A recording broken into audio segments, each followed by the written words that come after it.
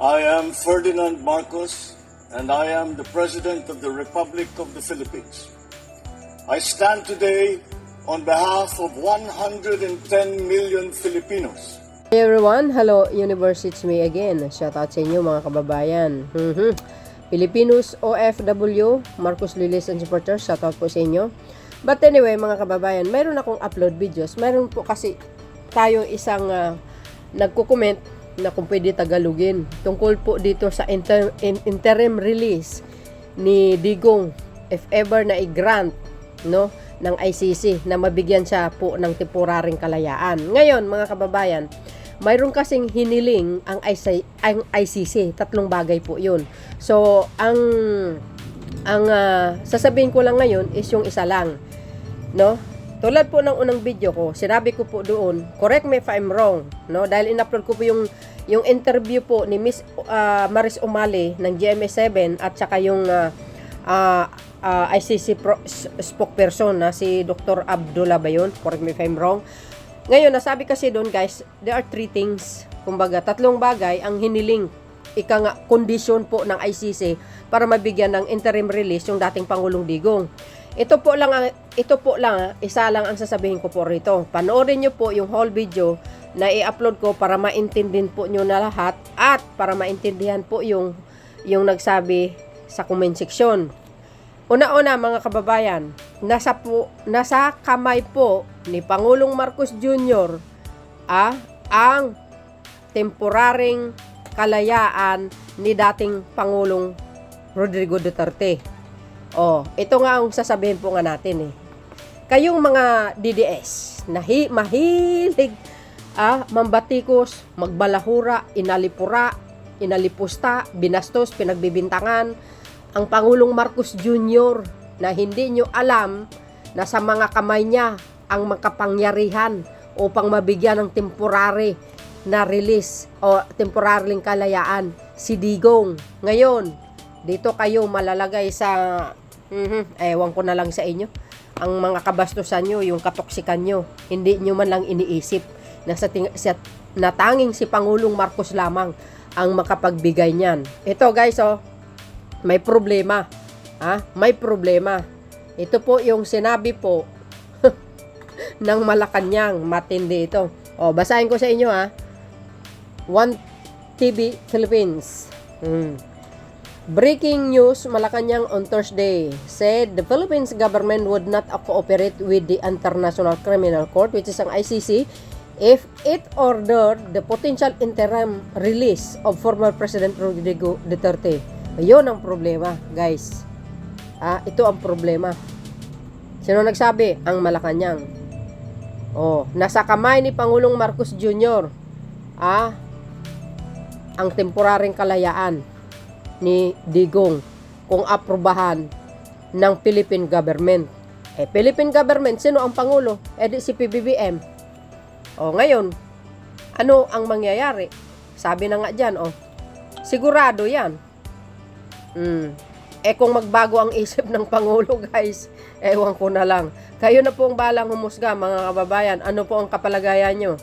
Aprobahan kaya ni Pangulong Marcos Jr. ang temporaring release ni dating Pangulong Digong kasi yun ang kondisyon, isa sa mga kondisyon ng ICC? Who knows guys, hindi ko alam yan. Malalaman natin sa takdang panahon. Yan nga ang sinasabi ko sa mga DDS na toxic. Hanggang ngayon, binabati ko sang Pangulo na sana man lang maging maingat kayo sa mga pinagsasabi nyo. Ito kasi yung former President Digong. Isa rin to may bastos talagang bunganga din Ngayon, hindi niya alam yung pinagbibintangan niya, yung inalipusta niyang Pangulo, siya rin pala ang makapagligtas sa kanya sa temporary release na ito, na interim release na sinasabi. Yan po ang tatlong kondisyon ng ICC if ever na mag-grant ang kanyang interim release. Ngayon guys, itong pangalawang kondisyon niya, panoorin niyo po ito, no? Courtesy po ni Professor Contreras. Panoorin niyo po ito mga kababayan. Ngayon, ano po ang masasabi niyo dito? Kayo pang balang humusga guys, but before you watch this whole video, no? Courtesy po ni Professor Contreras, don't forget to like, hit the button bell, and follow me mga Bieshwa. Maraming salamat sa inyong suporta. Eto na. Pag-usapan natin itong kumakalat na balita na di umano ay pwedeng pabalikin si Pangulong Duterte dito sa Pilipinas. Kasi eto nga, merong ang petition ng writ of habeas corpus na isinampa ang kanyang mga anak dito sa Pilipinas. Pero ang pinag-uusapan ko dito, maging daw sa International Criminal Court, pwedeng humingi ng provisional release ang mga abogado ni dating Pangulong Duterte. So nagkakagulo ngayon, maraming nagtatanong sa akin, posible ba yun, Prof? At syempre, ang mga DDS naman ay tumantuwa dahil pwedeng makauwi si Pangulong Duterte. Dalawang usapin po kasi yan, pwede po ba siyang bigyan ng provisional release at pwede ba siyang bumalik sa Pilipinas? Magkaiba po yung dalawang yon. Magkakabit pero magkaiba. Doon sa mga nagtatanong, on the question na pwedeng bigyan ng provisional na pagpapalaya, pero hindi ibig sabihin acquitted na, no? Kasi lilitisin pa yan. Provisional release ay pwede naman sapagkat nakalagay po naman yan sa mga alituntunin ng International Criminal Court. Ito nga, binabasa ko ang aking mga isinulat para hindi tayo nabibintangang nagbe-fake news, diba? Kasi sinaliksik natin yan, hindi tayo pwedeng basa-basa nilang sumalita tungkol dito eh. Ayon po sa Article 60, number 2 at number 3 ng Rome Statute, pwede pong bigyan ng provisional release ang isang nakusa. Subalit, may mga kondisyon na kailangang tingnan ang korte. Ang isa dito yung absence of flight risk. Dapat ipakita ni Pangulong Duterte na hindi siya magtatangka na tumakas o mag-evade ng ICC prosecution. So yun, isa yun. Pangalawa, dapat magpakita din si Pangulong Duterte na hindi niya tatakutin, hindi siya mag-interfere sa mga witnesses at hindi siya magde-destroy ng evidence at walang obstruction of justice na gagawin. Ang isa pang titignan ng korte dito ang ICC, yung usapin ng public safety and security. Kailangan ma-assure ang korte na yung pagpapalaya sa kanya temporarily ay hindi magpo-pose ng danger sa mga biktima, sa mga witnesses, at maging sa publiko.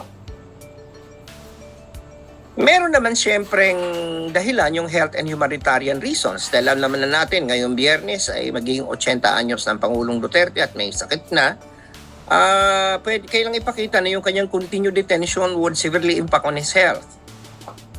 Or kaya i-violate ang kanyang human rights. Pwede rin itong tingnan. At higit sa lahat, kailangan ay merong cooperation sa Estado na mismong pupuntahan ni Pangulong Duterte, maging Pilipinas man to o ibang bansa. So yun ang titingnan ng mga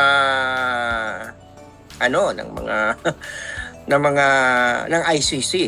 So ang tanong, pwede ba siyang mapalaya? Technically, yes. Pero ating timbangin kung ano yung mga pwedeng sabihin laban sa kanya. Ito kasing problema ngayon ng mga DDS, di ba, panay-panay ang mga salita nila. Maging si Pangulong Duterte, yung kasaysayan niya in the past na talagang inalipusta niya ang ICC. Tapos yung mga sinasabi na walang restriction ng ICC sa kanya. So itong sinasabi ng mga kakampi niya na talagang hindi sila pumapayag na sa Pangulong Duterte litisin sa ICC. So yun ang magiging iwiwi. Kung pauwiin siya at ganyan ang pananaw ng kanyang supporters na maging siya na walang restriction ng ICC sa kanya, magkakaroon ng flight risk na pwede hindi siya na bumalik sa korte at pwede niyang i-evade ang restriction ng ICC. Yun ang nangyayari kapag nagsasalita ka na ng mga ganun at lalong-lalo na ngayon maging dito sa Pilipinas yung kanya mga hindi lamang yung DDS, maging mga abogado niya, maging yung pamilya niya, maging siya mismo nagsasabi na walang restriction ng ICC sa kanya. So yun lang isang kondisyon. Absence of flight risk ay talagang semplang na. At alam naman natin na si Pangulong Duterte ay makapangyarihan pa rin. Dating presidente siya, malawak pa rin ng kanyang impluensya. So, meron pa rin panganib na baka takutin ang mga witnesses, takutin ang mga complainants, i-destroy ang evidence, ma-obstruct ang justice. So, ma-undermine ang public safety and security. Bagamat yung health and humanitarian reasons ay pwedeng sabihin, pwede masabi ng ICC, maganda naman ang health facilities dito sa Netherlands. Ay dito na lang, hindi naman ito makalumang bansa. Ang mga medical needs niya ay matutugunan din habang siya ay nakapiit doon sa Netherlands. So hindi naman ito ay third world backward country na parang walang doktor, walang medisina. So maging yun din. Pero ang isa din ditong issue, eto ha, papayag kaya ang Pilipinas na siya ay bumalik? Kasi ito ngayon ang kailangan bumalik si Pangulong Duterte at pumunta siya sa isang bansa na willing siyang tanggapin. Kung pumayag ang ICC na siya ay provisionally released, yon mahaba na yun. Sapagkat kung titingnan natin sa sa precedents, ang pag titingnan natin sa mga kasong mga naupuan na, 'di ba? Tingnan natin dito sa aking kodigo kasi para masabi ng mga tao na nag-research naman tayo dito, actually pinost ko na to sa Facebook ko Pero doon sa mga hindi nagbabasa ng Facebook ko, ito po ang aking nasaliksik na mga impormasyon tungkol sa usaping ito. Okay? Bumagal ng internet. Marami pong mga tinatawag natin na precedents sa usapin ng pagpapalaya ng mga kunyari, tingnan natin ano ba yung mga ICC precedents. Itong si Jean-Pierre Bemba ng Democratic Republic of Congo, siya ay nabigyan ng provisional release pero matapos ang napatagal na detention and eventual acquittal. So, ibig sabihin niyan, meron ng trial na nangyayari. So, medyo pagdating sa application kay Pangulong Duterte, kasi ang naging dahilan ay, nag-serve siya ng pre-trial detention ng 10 taon actually. At ang naging dahilan, there is no evidence that he posed a flight risk or threat to the proceedings. Kasi siya naman willingly na sumama ang wala siyang ganung klase ng mga statements na talagang kini-question yung jurisdiction. Binigyan siya ng provisional release pero siya ay muna ng matagal. Siya muna ay nakulong ng matagal, 10 taon. So yun po yung dito, yung malinaw na talagang maaaring hindi will count in terms of teka muna, mukhang mapapalaya pero baka naman matagal ang posisyon, okay? Ito namang si Laurent Gbagbo ng Ivory Coast, nabigyan ng release pero nag-cooperate siya sa ICC actually. So itong si Gbagbo naditin na din ng 8 taon. Yung isa 10 taon, yung isa 8 taon bago nabigyan ng provisional release. At ang pinagkaabi doon ni Gbagbo, si Gbagbo talagang malaya niyang tinanggap ang jurisdiksyon ng ICC. Ito namang si Saif al-Islam Gaddafi, anak ito ni Muammar Gaddafi ng Libya, dininay yung kanyang provisional release kasi hindi nag-cooperate yung Libyan government, natanggapin siya.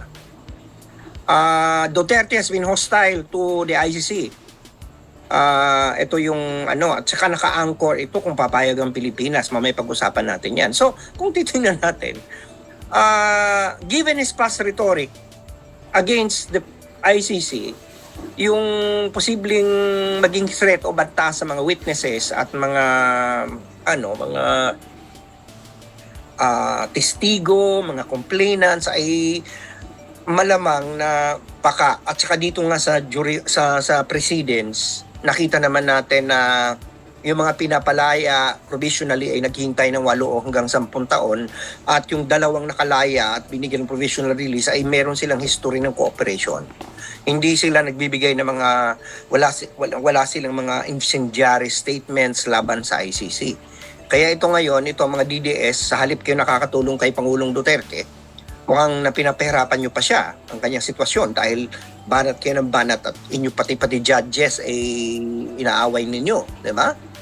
At yung mga pagbabanta na ginawa niyo sa gobyerno, kunyari, di ba?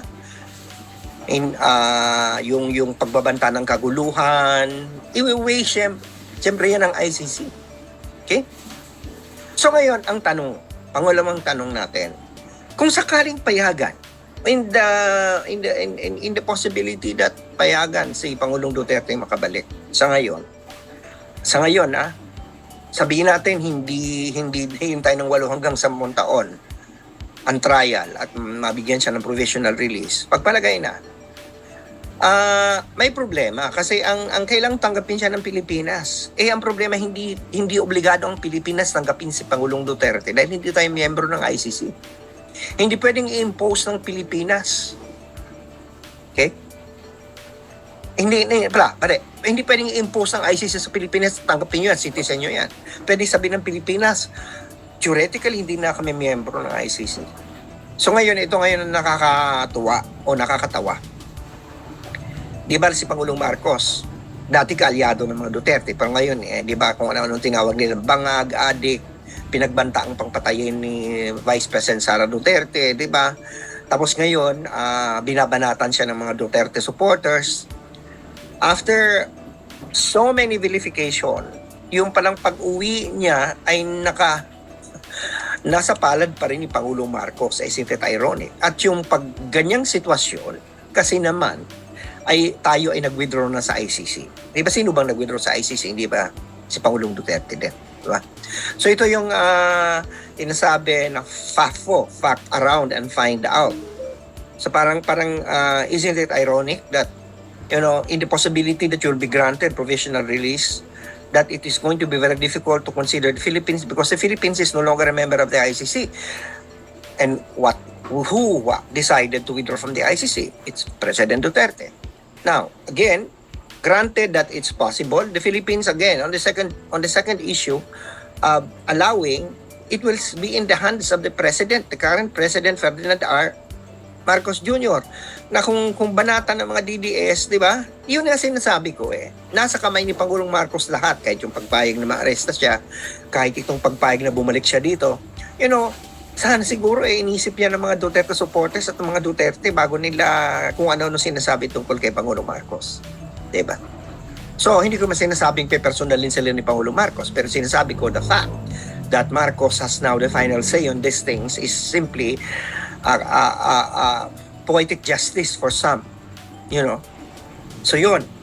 Sana na ipaliwanag ko yung maayos. Meron pa akong isang gustong, alam mo kasi, yun nga, yung ang mga DDS, kung magsalita ngayon, dyan yung magbanta ng kaguluhan, na andyan yung upakan ng ICC, na andyan yung intimidate ng mga witnesses, ang mga nagsampa ng kaso, ayan ay nakaka-apekto sa petisyon ng provisional release kasi sasabihin ng ICC, hindi namin pwedeng palayaan yan. Una, yan at pati yung mga supporter niyan sinasabi walang jurisdiction ng ICC. Pag pinawalan yan, baka hindi na bumalik dito. Pangalawa, yun nga yung mga pagbabanta. Baka magkaroon ng kaguluhan sa Pilipinas. Pangatlo, yung sa Pangulong Marcos kung papayag. Ang mga supporters dapat mag-isip at magnilay, nalapit naman ng Holy Week, siguro mag-isip-isip naman, mag-reflect kung ano ba yung, alam natin, kailangan natin ng suportahan kung sino man yung gusto nating suportahan. Pero hindi natin alam, baka naman yung suporta ninyo, nakakasira pa. Katulad ngayon, parang hindi na tayo nag-iisip. Alam mo, pag nagsusuporta tayo sa isang politiko, isipin natin, kilala ba tayo niyan? Ano ba magagawa niya sa pamilya natin? Nalilimutan natin ang ating pamilya, nalilimutan natin minsan kahit nakakapatid natin, kadugo natin, inaaway na natin, di na natin kinakausap, 'di ba? Dahil sa politika. Tingnan mo na itong pagbabanta ng OFW sa Europa na kapag daw hindi, bilang protesta, sila daw hindi magpapadala ng kanilang hindi sila mag-remit ng kanilang mga sweldo sa Pilipinas para pahirapan ng ekonomiya ng Pilipinas. Unang-una, napakadaming OFW all over the world. Kung ilan lang naman kayo, will it make even a difference? Pangalawa, it will not make a difference for the economy if you're only a small group. But it will make a lot of difference to your families. Imagine, hindi mo siya padalhan, paano yung pambili ng gamot? Paano yung pambili ng gatas? Paano yung pagbabayad ng tuition? Dahil malapit na matapos ang termino ng mga eskwelahan ngayon, nagbabayaran ng tuition. Hindi ba? ano yun, ang pahirapan ninyo, ang inyong pamilya. Kasi hindi nyo man nire-remit sa gobyerno yan, nire-remit nyo yan sa pamilya nyo. At sabi nga, pag-isipan ito. Kasi, nakakasama, hindi lamang sa kaso ni Pangulong Duterte, pati yung pamilya nyo maapektuhan. Hindi naman masama yung magpakita ka ng suporta sa politiko. Pero isipin mo, kilala ka ba niyan? Iniiyakan mo eh. Pati pamilya gusto mo isakripisyo. Diba? Tayo nga'y mahulasan ang isipin natin, hindi lamang ating mga sarili kundi ang ating bayan. These politicians will come and go. At the end of the day, our country will have to stay. Diba? So yun mga kababayan, naintindihan nyo ng mabuti dahil Tagalog na Tagalog. Kortesi po ni Professor Contreras yan at doon po sa nag-comment, siguro naman naintindihan mo best. O, di ba? O, di malinaw din ang sinabi ko na nasa kamay ni Pangulong Marcos Jr. Guys, ang alas para mabigyan ng interim release si dating Pangulong Digong na mag-stay sa Pilipinas. Siyempre, natural. Ano naman bansa ang pipiliin niya? 'Di ba? Siyempre, ang sarili niyang bansa, very comfortable siya. Kaysa naman China. Hindi natin alam. So, yun guys.